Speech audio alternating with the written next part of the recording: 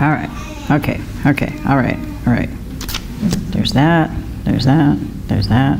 There's that. Okay.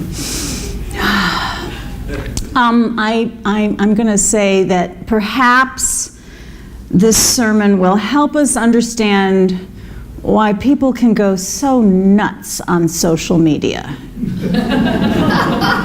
Maybe. We'll see. Okay. Our brains, these amazing brains, are wired to learn, to observe, and to predict. Even from infancy, tiny infants learn to start paying attention, and they learn to start trying to predict cause and effect because it's helpful to our survival. Our brains are really all about trying to get us to survive. It's very important to our brains. And so when we observe, when we predict, when we are right, it feels good. Ping, little thing goes off in our brain. Ooh, good. And it's from something simple like you take a look at a peach, you judge its ripeness, and it turns out to be sweet and juicy and not mealy and bland. You know those two peaches. You picked the good one. There's a sense of satisfaction. And there's also the sense of satisfaction that comes from projecting the trajectory of that piano that's falling and getting out of the way. Whew, survived. Very satisfying. Remember, survival is very important to our brains. There are also social rewards for getting the right answer, being correct, pointing out that there's a frayed rope on that piano. And so for being right like that, you get a gold star, you get the affirmation of social status, and the admiration of others. And being right, being able to predict outcomes correctly, all of that feels good socially as well. Researchers are finding out that our brains crave certainty so highly that we experience uncertainty as a kind of pain, like physical pain. And we also value maintaining social status so highly that we experience a loss of social status. We experience that as a physical threat. Physical threat, as if we are in actual danger. Pain and physical threat. It sounds like our brains are trying to tell us something.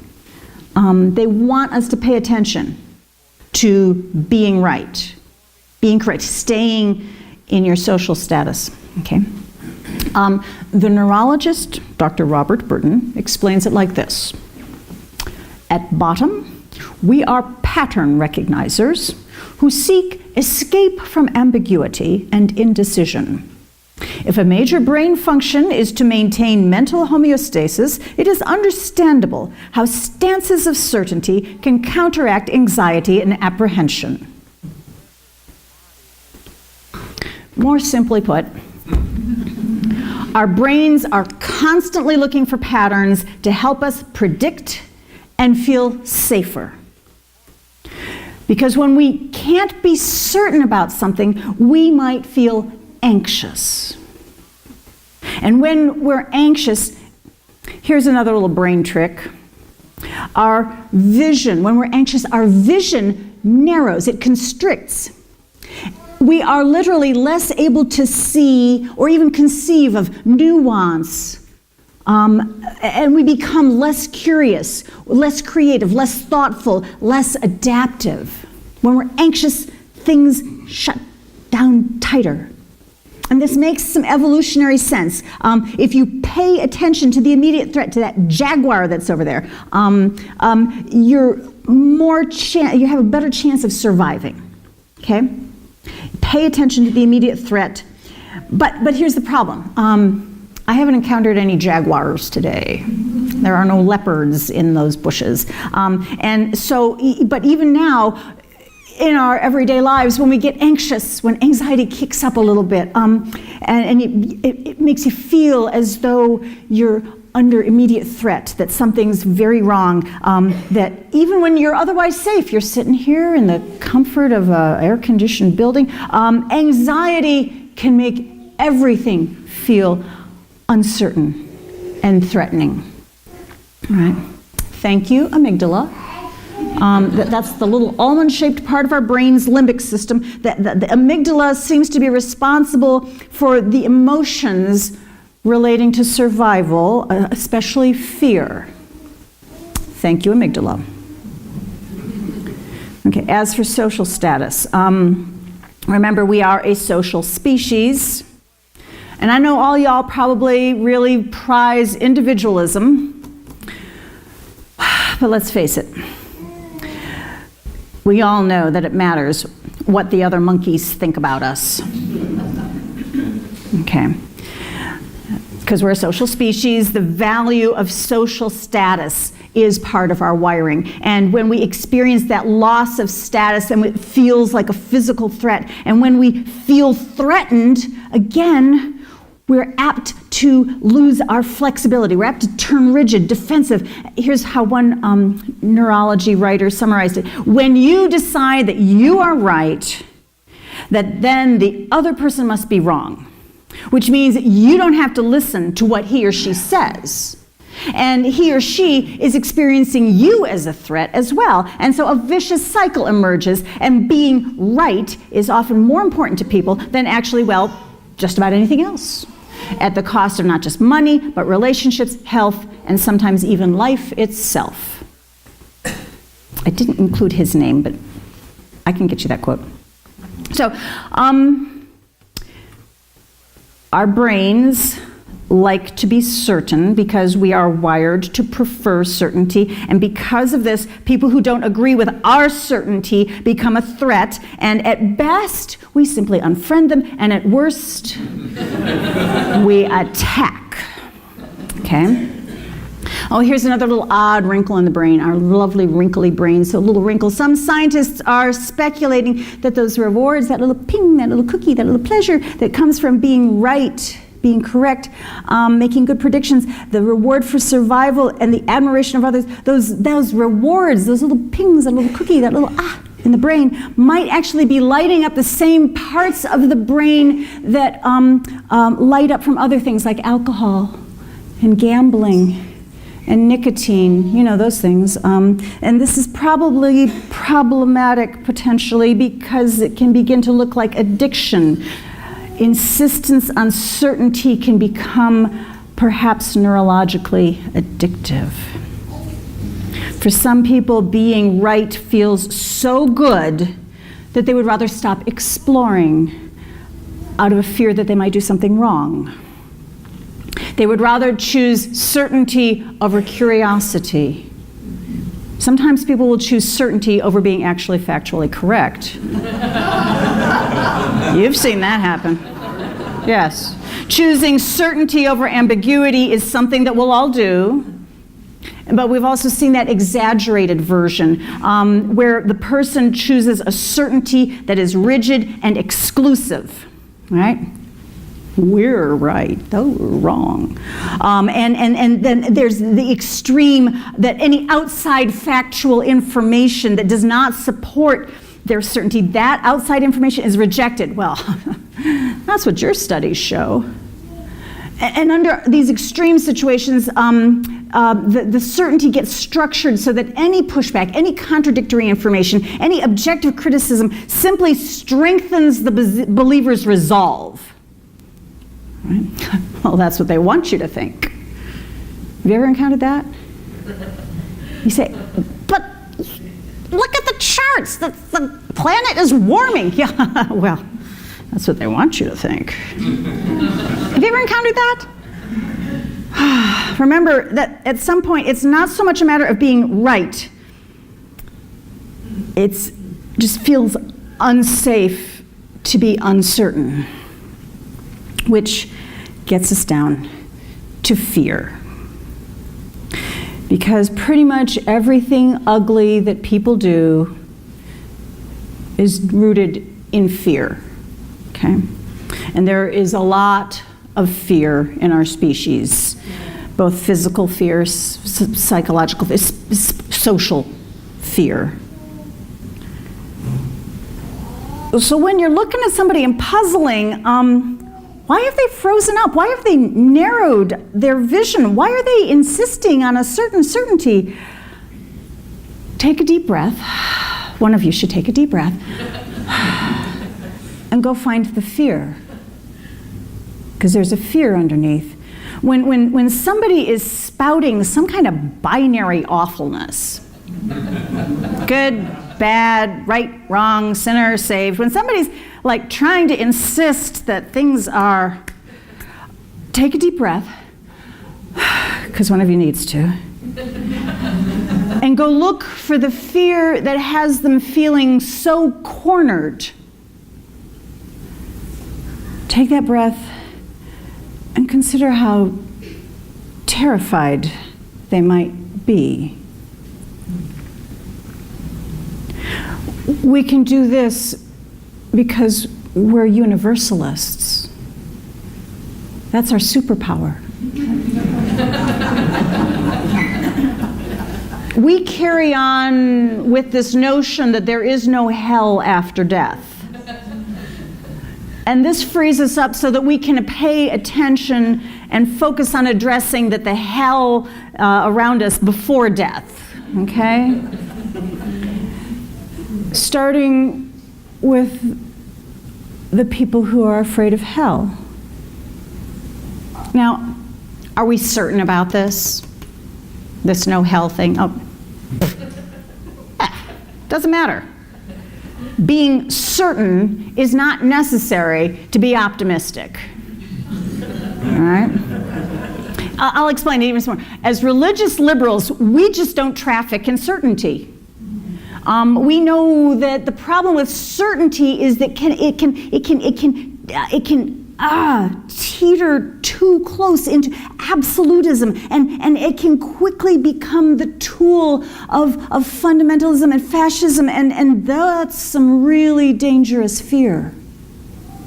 Okay, here, I'll explain something more. Unitarian Universalists, our tradition is not based on orthodoxy, right belief.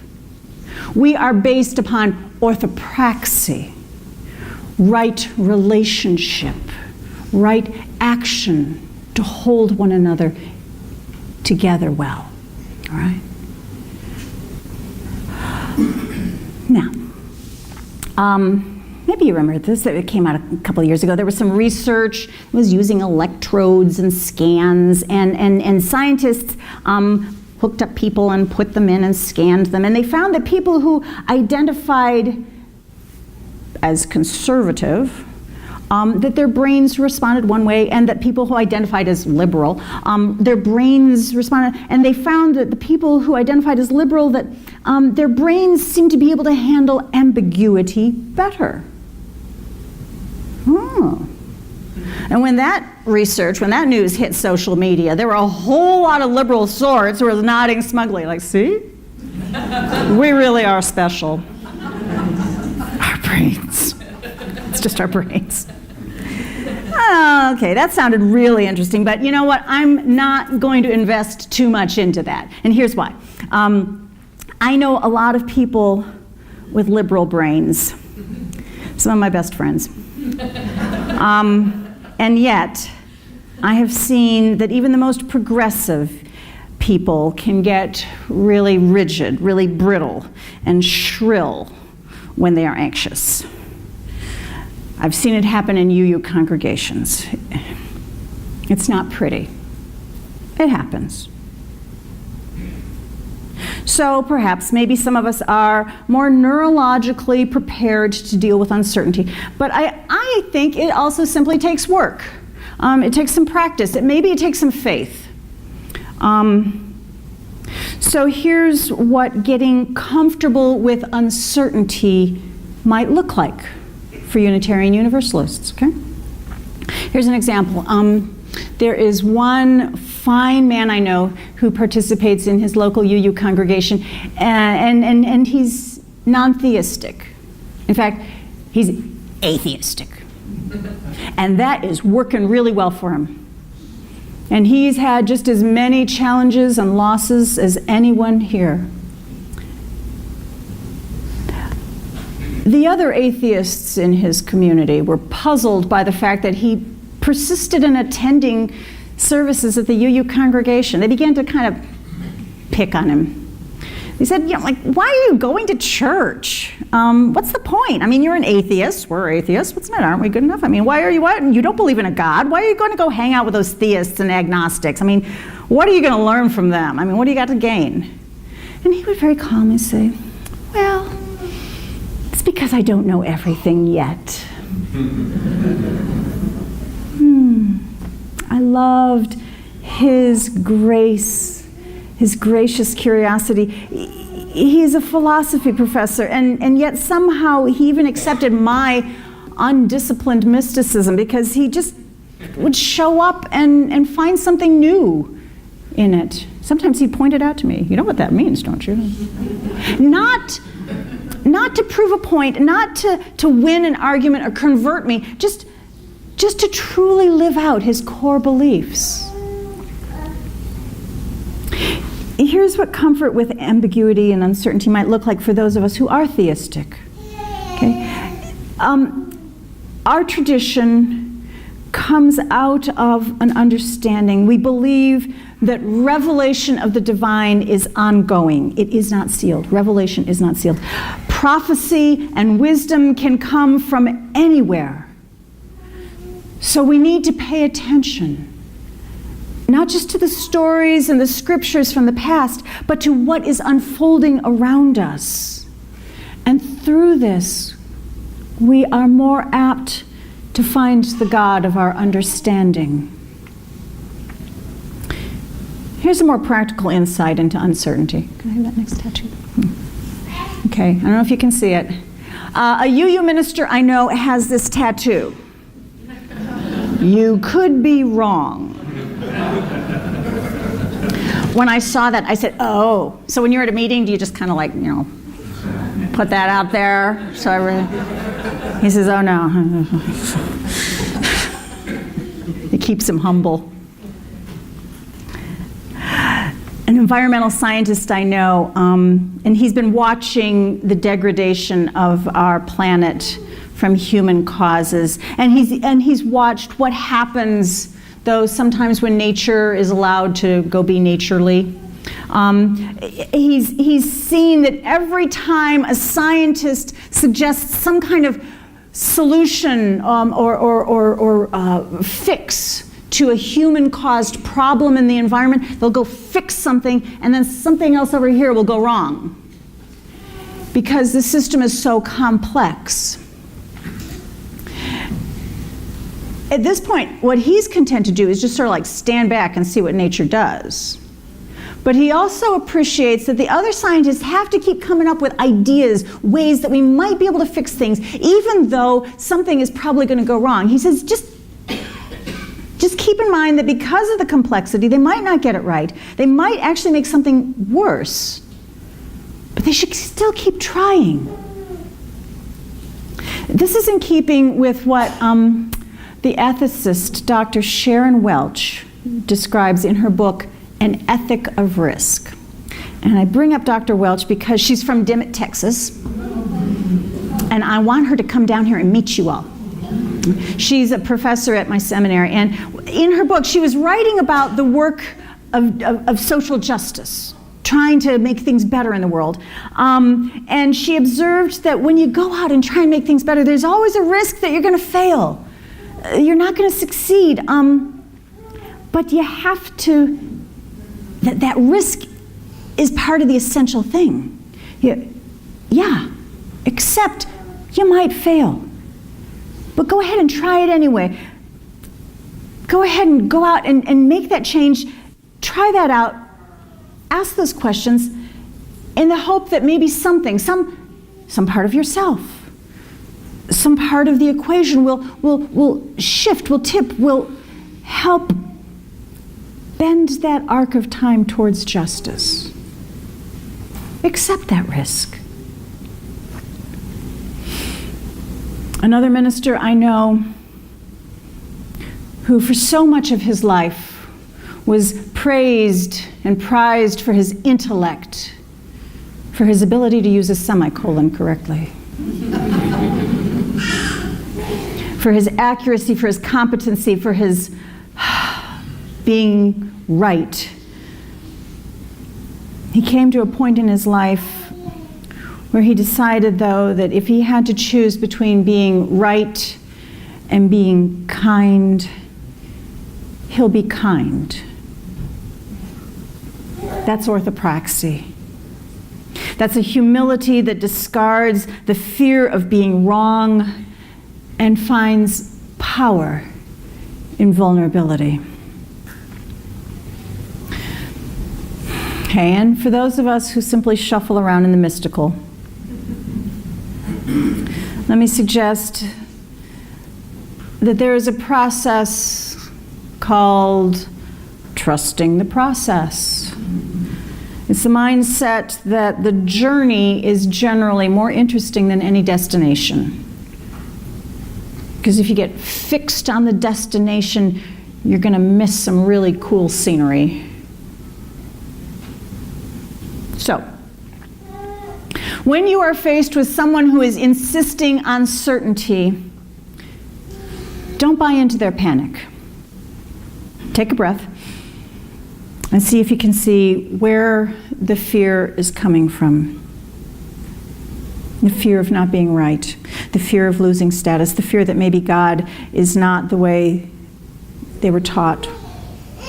Perhaps they are not worthy. Perhaps they fear that they have been unloved, that they have been left behind, that they are somehow not acceptable. Go find that fear. When you find yourself getting mulish or stubborn or insisting and refusing to consider a different perspective, go, take a deep breath, and go find where your own fears have been welling up. Are you afraid of change?